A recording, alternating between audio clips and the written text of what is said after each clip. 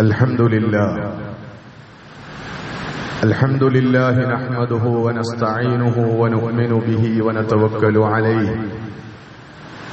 ونستهديه ونعوذ بالله من شرور أنفسنا ومن سيئات أعمالنا ونشهد أن لا إله إلا الله وحده لا شريك له ونشهد أن محمدا عبده ورسوله أرسله بالهدى ودين الحق ليظهره على الدين كله ولو كره المشركون اللهم صل وسلم وبارك على سيدنا وحبيبنا وقائدنا ومعلمنا ومرشدنا رسولك محمد وعلى آله وصحبه أجمعين أما بعد فإن خير الكلام كلام الله وخير الهدي هدي النبي محمد صلى الله عليه وسلم وشر الأمور محدثاتها وكل محدثة بدعة وكل بدعة ضلالة وكل ضلالة في النار أعاذني الله وإياكم من النار ألا لا إيمان لمن لا أمانة له ولا دين لمن لا عهد له عباد الله أوصيكم وإياي أولا بتقوى الله أعوذ بالله من الشيطان الرجيم بسم الله الرحمن الرحيم يا أيها الذين آمنوا اتقوا الله حق تقاته ولا تموتن إلا وأنتم مسلمون يا أيها الناس اتقوا ربكم الذي خلقكم من نفس واحدة وخلق منها زوجها وبث منهما رجالا كثيرا ونساء واتقوا الله الذي تساءلون به والأرحام إن الله كان عليكم رقيبا يا أيها الذين آمنوا اتقوا الله ولتنظر نفس ما قدمت لغد واتقوا الله إن الله خبير بما تعملون ബഹുമാന്യരായ സത്യവിശ്വാസികളായ സഹോദരന്മാരെ സഹോദരിമാരെ, പ്രപഞ്ചനാഥനായ അല്ലാഹുവിന്റെ വിധിവിലക്കുകൾ ജീവിതത്തിൽ യഥാവിധി പാലിച്ച് ജീവിക്കുന്നതിലൂടെ മാത്രമാണ് മനുഷ്യരായ നമുക്ക് നമ്മുടെ ഇഹപര ജീവിതങ്ങളിൽ യഥാർത്ഥ സന്തോഷവും സൗഭാഗ്യങ്ങളും വിജയവും ഒക്കെ നേടിയെടുക്കാൻ കഴിയുക എന്ന യാഥാർത്ഥ്യം ഉറച്ചു വിശ്വസിച്ച് അല്ലാഹുവിനെ അനുസരിച്ചും അവന് വിധേയപ്പെട്ടും അവന് ജീവിതം സമർപ്പിച്ചും തഖ്വയോടെ സൂക്ഷ്മതയോടെ ജീവിക്കണമെന്ന് ആദ്യമായി വസിയ്യത്ത് ചെയ്യുകയാണ്, ഉപദേശിക്കുകയാണ്. കാരുണ്യവാനായ നാഥൻ ജീവിതത്തിൽ തഖ്വ പുലർത്താനും അതുവഴി വാഗ്ദാനം ചെയ്യപ്പെട്ട എല്ലാ അനുഗ്രഹങ്ങളും ദുനിയാവിലെ ജീവിതത്തിൽ അനുഭവിക്കാനും ആസ്വദിക്കാനും പരലോകത്ത് സ്വർഗം പ്രതിഫലമായി ഏറ്റുവാങ്ങാനും നമ്മെയും നമ്മുടെ മാതാപിതാക്കളെയും ഭാര്യാസന്താനങ്ങളെയും ഗുരുനാഥന്മാരെയും നമുക്ക് പ്രിയപ്പെട്ട എല്ലാവരെയും പ്രത്യേകമായി തുണക്കുകയും അനുഗ്രഹിക്കുകയും ചെയ്യുമാറാകട്ടെ. ജീവിതത്തിന്റെ വിവിധങ്ങളായ ആവശ്യങ്ങളെ മുൻനിർത്തി കാരുണ്യവാനായ നാഥനോട് നമ്മൾ നടത്തിക്കൊണ്ടിരിക്കുന്ന പ്രാർത്ഥനകളൊക്കെയും അല്ലാഹു ഖബൂൽ ചെയ്ത് നമ്മെ അനുഗ്രഹിക്കുമാറാകട്ടെ. പ്രമുഖ ഇറാഖി മാധ്യമപ്രവർത്തകനായ ഡോക്ടർ മഹ്ദി ജാസിമിന്റെ സോഷ്യൽ മീഡിയ ഫീഡുകൾ വളരെ ശ്രദ്ധേയമാണ്. ഏതെങ്കിലും ഒരു കഥയോ കവിതയോ അല്ലെങ്കിൽ ഒരു സംഭവമോ ഒക്കെ ഉദ്ധരിച്ചുകൊണ്ട് അതിൽ നമ്മെ പിടിച്ചു നിർത്തുന്ന, നമ്മെ പിടിച്ചുകുലുക്കുന്ന സന്ദേശങ്ങളും ചിന്തകളുമൊക്കെ പങ്കുവെക്കുന്ന ഒരു രീതിയാണ് അതിനുള്ളത്. അത്തരത്തിൽ അദ്ദേഹം ഉദ്ധരിച്ച ഒന്ന് രണ്ട് കഥകളുടെ പശ്ചാത്തലത്തിൽ ചില കാര്യങ്ങൾ പറയാമെന്നാണ് കരുതുന്നത്. ഒന്നാമത്തേത്, രാജ്യവിരുദ്ധത ആരോപിച്ച് ഭരണകൂടം പിടികൂടിയ ഒരാൾ കോടതിയിൽ ഹാജരാക്കപ്പെട്ടു. ജഡ്ജ് അദ്ദേഹത്തിനെതിരെയുള്ള ആരോപണം വായിച്ചു. അദ്ദേഹത്തോട് ആദ്യം കോടതിയിൽ സത്യം മാത്രം പറയണമെന്ന് കോടതി ആവശ്യപ്പെട്ടു. അയാൾ അതെ, സത്യം മാത്രം പറയാം എന്ന് പറഞ്ഞു. അത് കൂടുതൽ ഉറപ്പിക്കുന്നതിന് വേണ്ടി കോടതികളുടെയൊക്കെ ഒരു പതിവ് രീതി പോലെ താങ്കൾ സത്യം ചെയ്യുന്നത് വിശുദ്ധ ഗ്രന്ഥത്തിന്റെ പുറത്ത് കൈവച്ചുകൊണ്ടാണ്, അതല്ലാതെ ഒരു ടെലിഫോൺ ഡയറക്ടറിയുടെ പുറത്ത് കൈവച്ചുകൊണ്ടല്ല, അതുകൊണ്ട് സത്യം മാത്രം പറയണം എന്ന് ആവർത്തിച്ച് അയാളോട് ആവശ്യപ്പെട്ടു. അയാൾ അതിന് സമ്മതം മൂളി. എന്നിട്ട് ജഡ്ജി അയാളോട് ചോദിച്ചു, താങ്കൾ ജനങ്ങൾക്കിടയിൽ രാജ്യം ചെരുപ്പിന് തുല്യമാണ് എന്നുറക്കത്തിൽ വിളിച്ചു പറഞ്ഞോ എന്ന് ചോദിച്ചു. അതാണ് താങ്കൾക്കെതിരെയുള്ള ആരോപണം. രാജ്യവിരുദ്ധതയുടെ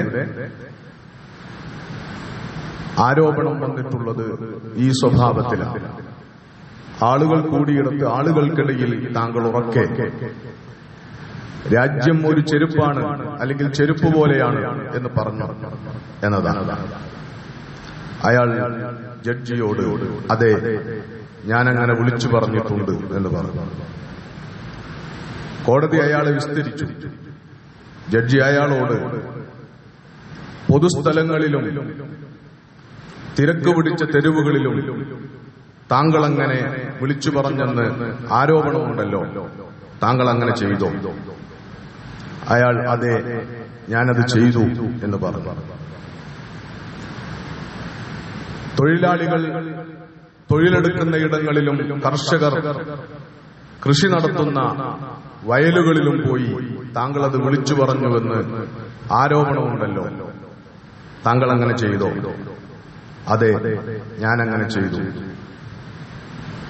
രാജ്യത്തേക്ക് വന്ന വിദേശ ടൂറിസ്റ്റുകളുടെ അതിഥികളുടെ മുമ്പിലൊക്കെ അത്തരം വിനോദസഞ്ചാര കേന്ദ്രങ്ങളിൽ താങ്കൾ ഇത് വിളിച്ചു പറഞ്ഞുവെന്ന ആരോപണമുണ്ടല്ലോ, അത് ശരിയാണോ? അതെ, ശരിയാണ്, ഞാനങ്ങനെ പറഞ്ഞിട്ടുണ്ട്. ഈ രാജ്യത്തിന് വേണ്ടി വീരമൃത്യു വരിച്ച പട്ടാളക്കാർ, ഈ രാജ്യത്തെ നയിച്ച ധീരരായ രാഷ്ട്രീയ നേതാക്കന്മാർ, അവരൊക്കെയും അന്ത്യവിശ്രമം കൊള്ളുന്ന സ്മാരകങ്ങളിൽ പോയി താങ്കൾ അങ്ങനെ ഉറക്കെ വിളിച്ചു പറഞ്ഞെന്ന് പറയുന്നുണ്ടല്ലോ, ശരിയാണോ? അതെ, ഞാനങ്ങനെ വിളിച്ചു പറഞ്ഞിട്ടുണ്ട്. മാധ്യമ സ്ഥാപനങ്ങളുടെ മുമ്പിൽ വെച്ചും വിദേശ ന്യൂസ് ഏജൻസികളുടെ മുമ്പിലും താങ്കൾ ഇതുതന്നെ പറഞ്ഞുവെന്ന് പറയുന്നുണ്ടല്ലോ, ശരിയാണോ? അതെ, ഞാനങ്ങനെ പറഞ്ഞിട്ടുണ്ട്. അവസാനം ജഡ്ജി അയാളോട്, രാജ്യമെന്ന് പറഞ്ഞാൽ യുവാക്കളുടെ ആവേശമാണ്,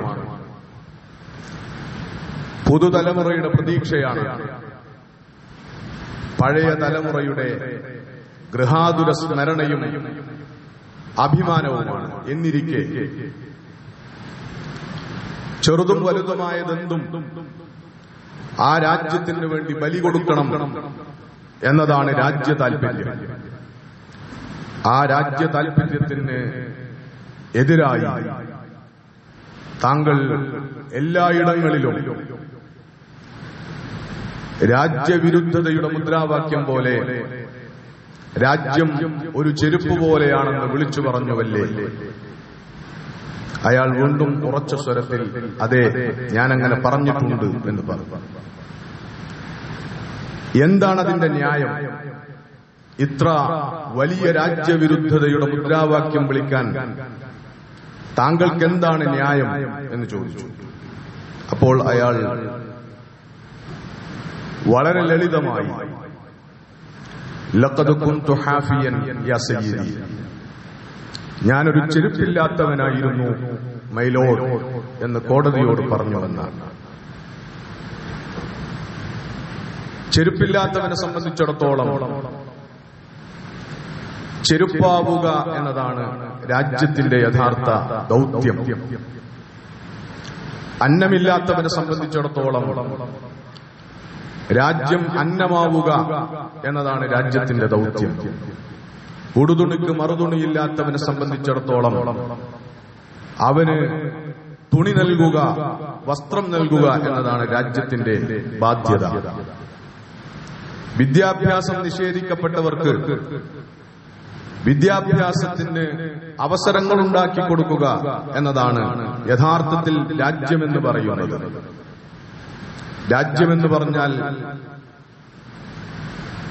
കെട്ടിയുണ്ടാക്കപ്പെട്ട സ്മാരകങ്ങളുടെ പേരല്ല, എന്തെങ്കിലും ഐതിഹ്യങ്ങളുടെ പേരല്ല. രാജ്യമെന്ന് പറഞ്ഞാൽ രാജ്യനിവാസികളാണ്. രാജ്യത്ത് വസിക്കുന്ന ജനങ്ങളുടെ, പൗരന്മാരുടെ താങ്ങും തണലുമായി വർത്തിക്കുക.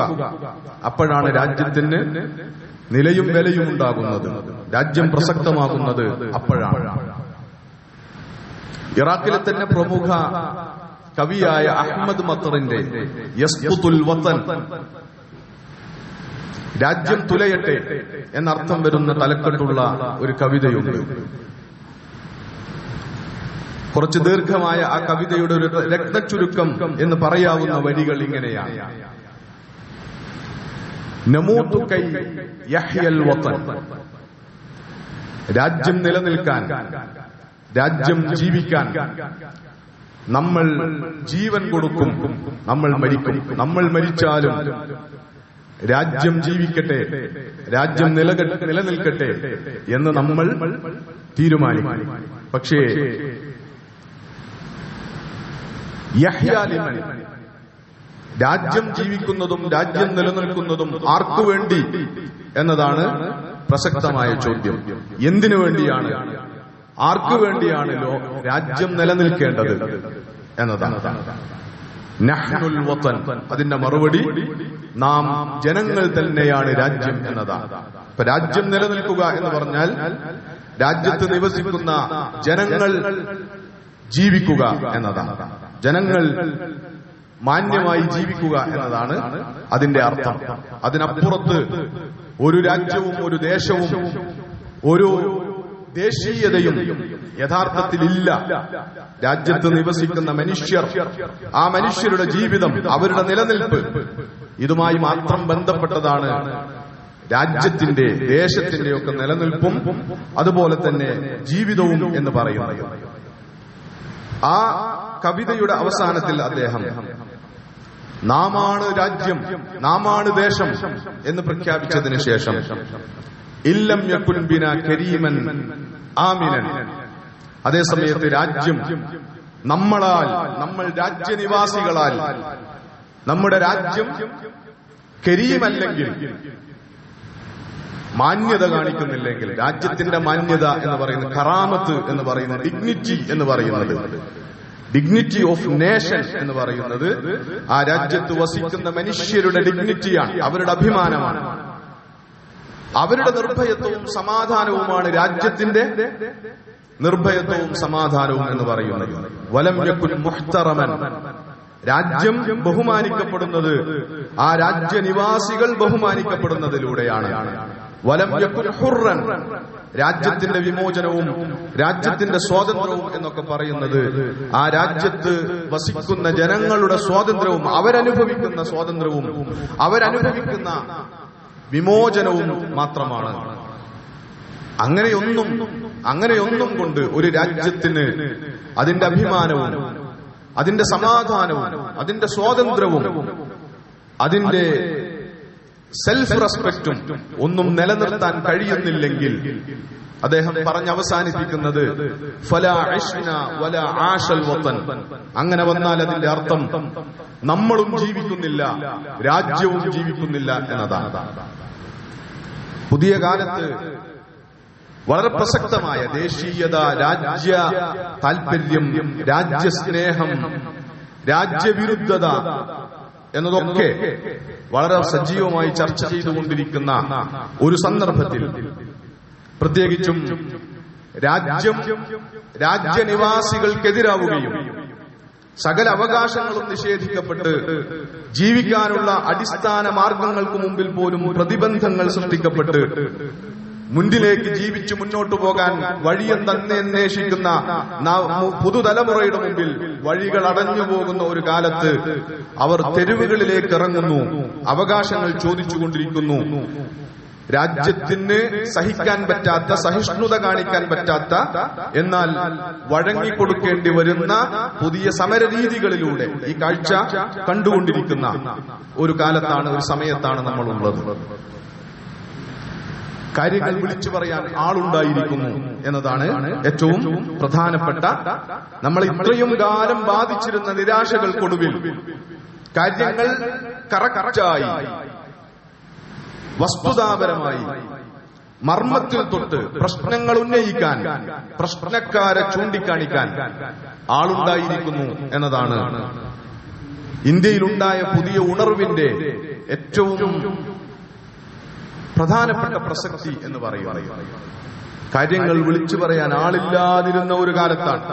അങ്ങനെ പറയേണ്ടിയിരുന്നവർ അത് പറയാൻ മടിച്ച ദീർഘമായ കാലങ്ങളാണ് നമുക്ക് കഴിഞ്ഞു പോയിട്ടുള്ളത്. നമ്മൾ കൊള്ളരുതാത്തവരെന്ന് കരുതുന്നവരാണ് പലപ്പോഴും അപ്രതീക്ഷിതമായി സത്യങ്ങൾ വിളിച്ചു പറയാൻ രംഗത്ത് വരിക. നമ്മൾ സാമൂഹ്യ ബോധമില്ലാത്തവർ, സോഷ്യൽ റെസ്പോൺസിബിലിറ്റി ഇല്ലാത്തവർ എന്ന് ചാപ്പകുത്തിയ ന്യൂ ജനറേഷനാണ് ഇപ്പോൾ അത്ഭുതകരമായി കാര്യങ്ങൾ വിളിച്ചു പറയാൻ രംഗത്ത് വന്നിട്ടുള്ളത്. ചരിത്രത്തിൽ എപ്പോഴും അങ്ങനെയാണ്. നമുക്ക് നമ്മുടെ കഥകൾ വായിച്ചാൽ അതിൽ പലയിടത്തും സത്യം വിളിച്ചു പറയുന്ന ഭ്രാന്തന്മാർ, നാറാണത്ത് ഭ്രാന്തനെ കുറിച്ച് പോലുമുള്ള വിശകലനം അതാണ്. സത്യം വിളിച്ചു പറയുന്ന ഭ്രാന്തന്മാരെ ചില കഥകളിൽ ചിത്രീകരിച്ചതായിട്ട് നമുക്ക് കാണാൻ പറ്റും.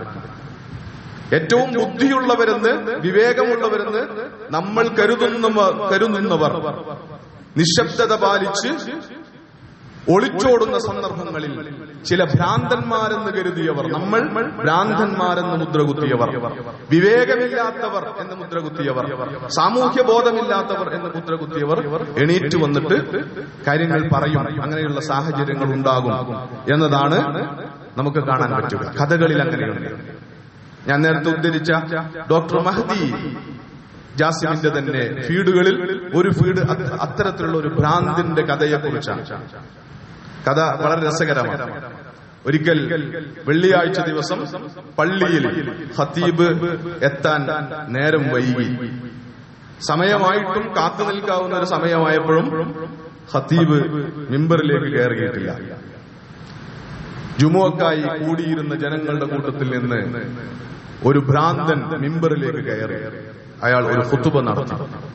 ജുമുഅ ഖുതുബ അന്ന് അയാളാണ് നടത്തിയത്. അയാൾ ഖുതുബ നടത്തി എന്നതല്ല അതിശയം. അയാളുടെ ഖുതുബ ചരിത്രത്തിൽ വളരെ മഷ്ഹൂറായ, വളരെ പ്രസിദ്ധമായ ഒരു ഖുതുബയായി മാറി. ഖുതുബ ആദ്യ കേൾവിയിൽ നമുക്ക് ദഹിക്കുകയില്ല. വളരെ ലളിതമായ ഖുതുബ. അതിങ്ങനെയാണ്: അൽഹംദുലില്ലാഹ് അൽഹംദുലില്ലാഹില്ലദീ ജഅലകും ഇസ്നൈൻ വഖസ്സമകും ഇലാ ഖിസ്മൈൻ فجعل بعضكم أغنياء لتشكروا وجعل بعضكم فقراء لتصبروا فلا أغنياؤكم شكروا ولا فقراؤكم صبروا ولا كبيركم നഹൗ അനിൽ ഫഹ്ശാഇ വൽ മുൻകർ ഖൂമു ഇലാ സ്വലാത്തിക്കും ലഅനകുമുല്ലാഹു അയ്യുഹൽ മുനാഫിഖൂൻ. ഇതാണ് ഖുതുബ. അല്ലാഹുവിനെ സ്തുതിച്ചു. അല്ലാഹുവിനാണ് സ്തുതി.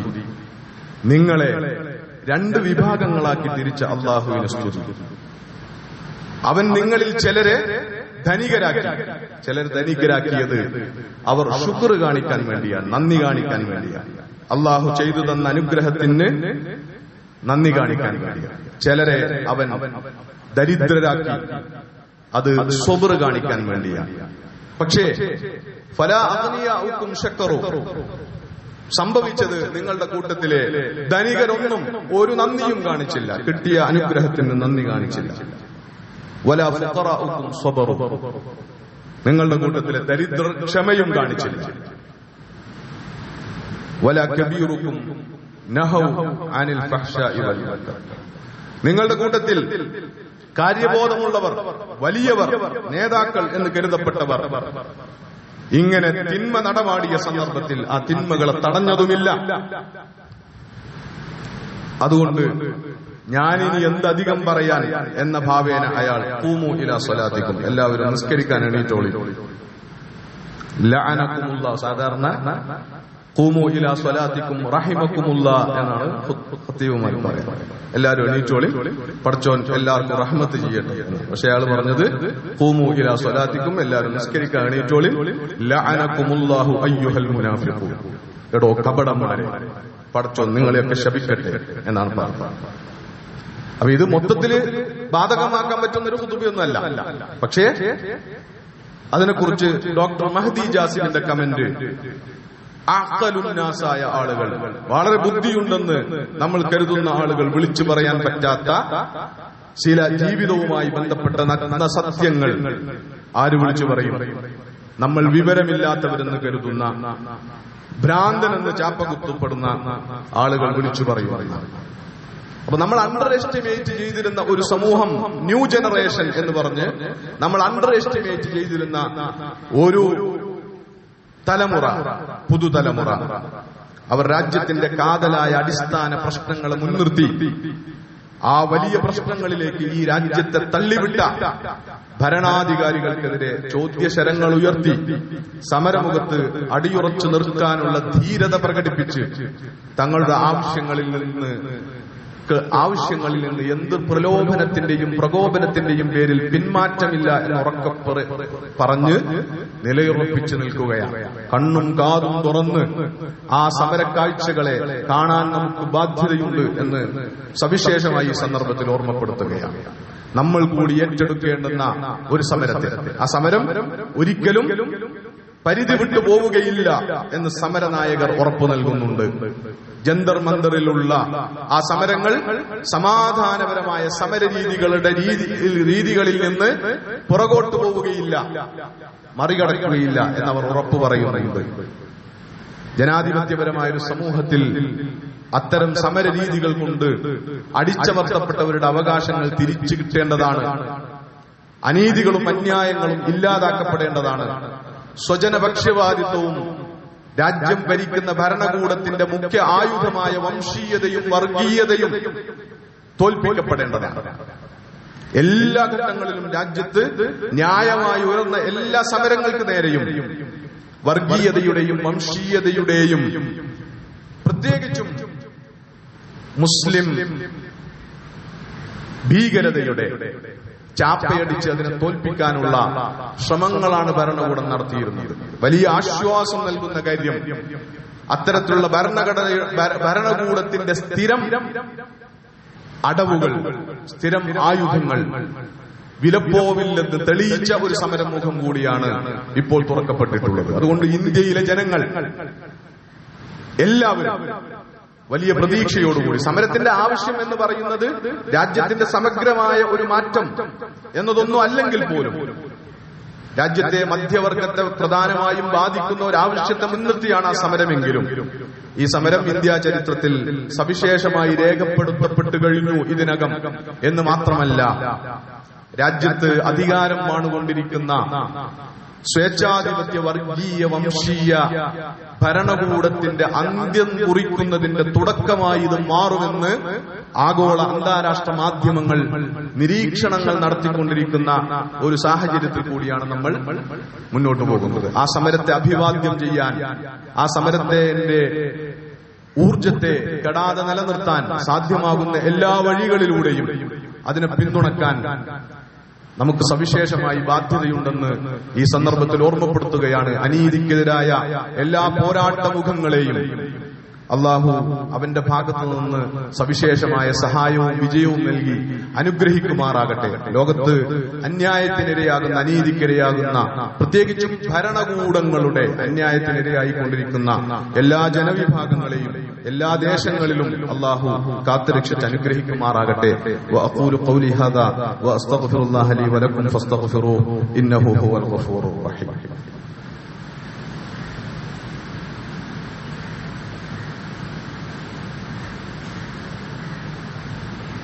الحمد لله رب العالمين والعاقبة للمتقين ولا عدوان إلا على الظالمين. اللهم صل وسلم وبارك على سيدنا وحبيبنا وقائدنا ومعلمنا نبيك محمد وعلى آله وصحبه أجمعين. عباد الله أوصيكم وإياي ثانيا بتقوى الله. يا أيها الذين آمنوا اتقوا الله وقولوا قولا سديدا يصلح لكم أعمالكم ويغفر لكم ذنوبكم ومن يطع الله ورسوله فقد فاز فوزا عظيما. اللهم اغفر للمؤمنين والمؤمنات والمسلمين والمسلمات الأحياء منهم والأموات إنك مجيب الدعوات يا قاضي الحاجات طيب ثراهم واجعل الجنة مأوانا ومأواهم. اللهم أجرنا من النار، اللهم أجرنا ووالدينا من النار. اللهم ارحم موتانا وموتى المسلمين واشف مرضانا ومرضى المسلمين. ربنا ظلمنا أنفسنا وإن لم تغفر لنا وترحمنا لنكونن من الخاسرين. ربنا اغفر لنا ولآبائنا ولأمهاتنا رب ارحمهم كما ربونا صغارا. ربنا هب لنا من أزواجنا وذرياتنا قرة أعين واجعلنا للمتقين إماما.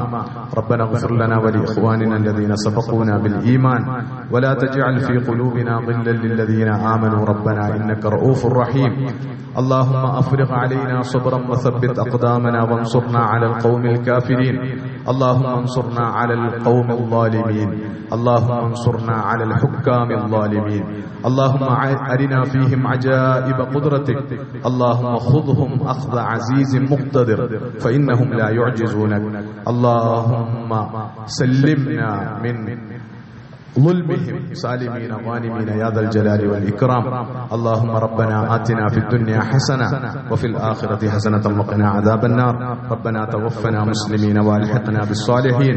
ربنا تقبل منا إنك أنت السميع العليم وتب علينا إنك أنت التواب الرحيم. فاغفر لنا يا غافر المذنبين وارحمنا بأنواع رحمتك يا أرحم الراحمين. وصلى الله تعالى وسلم على خير خلقه سيدنا محمد وعلى آله وصحبه أجمعين.